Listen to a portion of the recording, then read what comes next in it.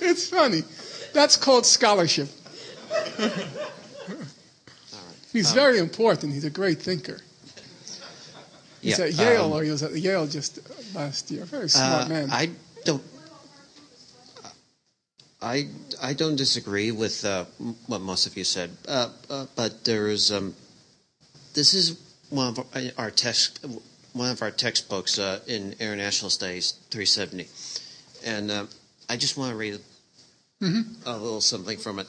And I quote: President Sadat initiated the war against Israel in 1973 with a clear political goal.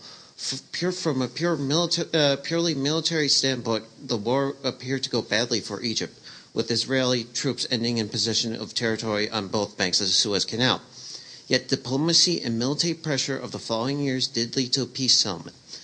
It basically goes on to say that the reason why Sadat started the war was to regain the Suez Canal and the Sinai, and that he also says that basically he agrees with you with Lebanon, but not with the 56, 67, and 73 wars. The writer is David W. Ziegler. Mm-hmm. I just wanted to comment on that. Fine, I'm happy to comment on it. So what does the record show? As you know, in June 1967, Israel conquers not just the West Bank and Gaza, but it also conquers the Golan Heights and the Egyptian Sinai. And those are also territories acquired by war. In February 1971, President Sadat, just to give you a quick background, I know I'm exhausting your patience, but I want to give a full answer. After the June 67 war, and UN Resolution 242, a special mediator is appointed by the United Nations to try to resolve this conflict. And this mediator is a fellow named Gunnar Jarring from Sweden. And Gunnar Jarring goes to the Egyptians, the Israelis, okay, how do you want to solve this conflict? And the Egyptians say, we want our territory back. And the Israelis say, we want Egypt to recognize us. Egypt says, we'll deposit a document in the UN saying we recognize Israel, but we're not going to have any formal recognition. No treaty. Israel says, okay, and we're not leaving. But then in February 1971, Sadat says, okay, we will sign a treaty with Israel if Israel withdraws from the Sinai. And Jarring says, okay, now we have some movement, and he goes to the Israelis. And he says, Sadat has now agreed to your terms. It will sign a separate formal treaty with you. And what do you say?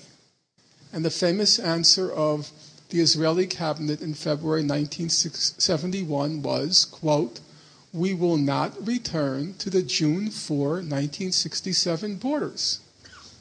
Well, at that point, Sadat says, then we're going to go to war. The Israelis say, these Arabs, they don't know about war. Look what happened in June 67. These Arabs, they don't know how to fight wars. The famous nickname that the Israelis gave to the Arabs, they called them, literally, they called them monkeys. That's how they thought, or what they thought of Arabs. 1971, 1972, Sadat says, we're going to go to war. Israelis say, it's never going to go to war. Then Utant, he's the Secretary General of the United Nations, and Utant says, look, if you don't withdraw from those territories in exchange for a peace treaty, then you're courting a war. Israelis say it's never going to happen.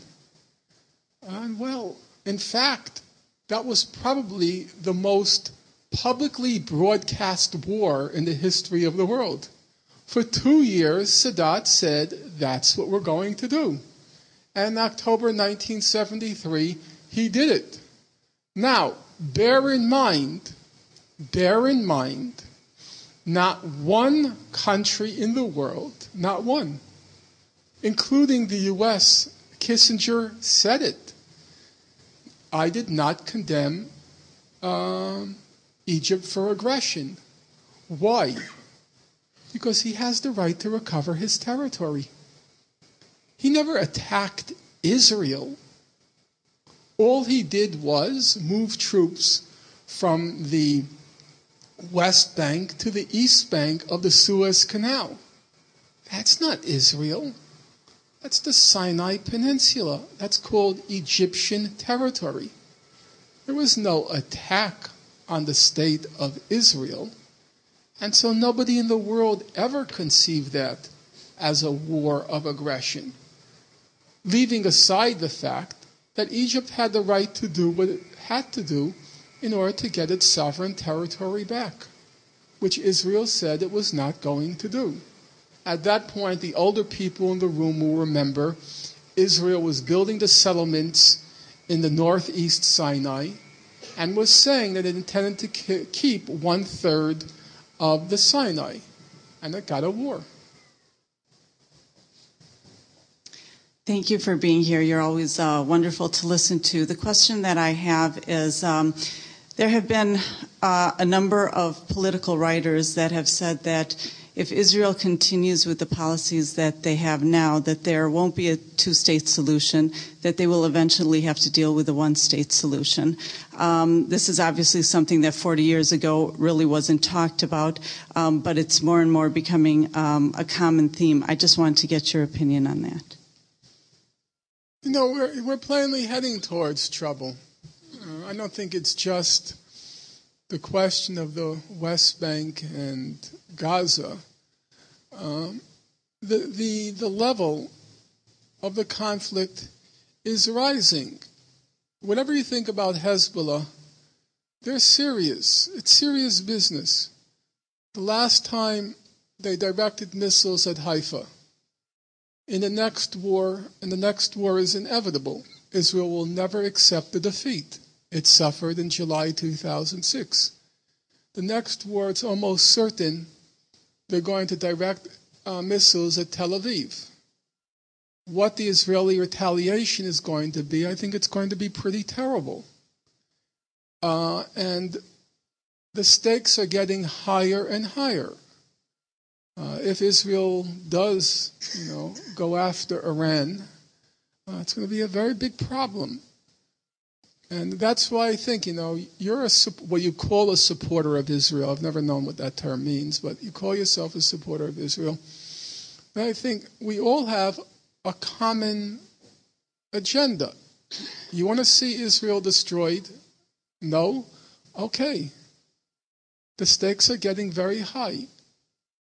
So we have a common agenda to resolve the conflict. And what are the only principles out there in which everyone agrees on? Well, it's those principles I expressed earlier this evening, quoting the international community. So I think that whatever comes of the Israel-Palestine dimension of the conflict, and it's becoming a complicated, in that respect, the one you point to. The whole regional conflict is becoming very messy because Hezbollah is serious business. I think we all have a stake in just trying to end the conflict on reasonable terms, which,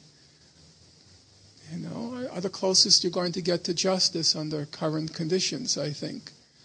And we should all work towards that because I think things are getting they're getting seriously dangerous now. I don't think there's any possibility Israel is going to accept that defeat. It's a second defeat, the one in May 2000 and then the July-August 2006. And I don't think there's any possibility that Hezbollah is going to allow itself to be treated like fish in a barrel. There will be a serious retaliation. There's going to be a serious retaliation for that last assassination by Israel. I don't know when it's going to come, but it will come. When they say they will, they will. whether you like it or not, they are people of their word, and they're not impulsive. They are extremely patient. They're smart, they're serious, and they're patient. There will be a retaliation. I wouldn't be surprised if they managed to assassinate Barack. I think that may happen. Because they will not take it sitting down. I can see their point. The Arabs are tired of being treated like a free fire range for Israel. And these people are going to ask for that Old Testament justice. And frankly, maybe people don't like to hear it, but I can understand that. And so trouble is brewing. There will be a retaliation. Maybe the Israelis are waiting for the retaliation in order to use it as the pretext for going in for that inevitable round 3. And that's why Hezbollah is holding off now until it's ready. And then there will be that retaliation for the assassination. And it's getting uglier and uglier, and more dangerous and more dangerous. And so we really, you don't want to see that happen. I don't want to see it happen. Then we all have to work hard to avert it from happening. Because things are headed in a very dangerous direction now.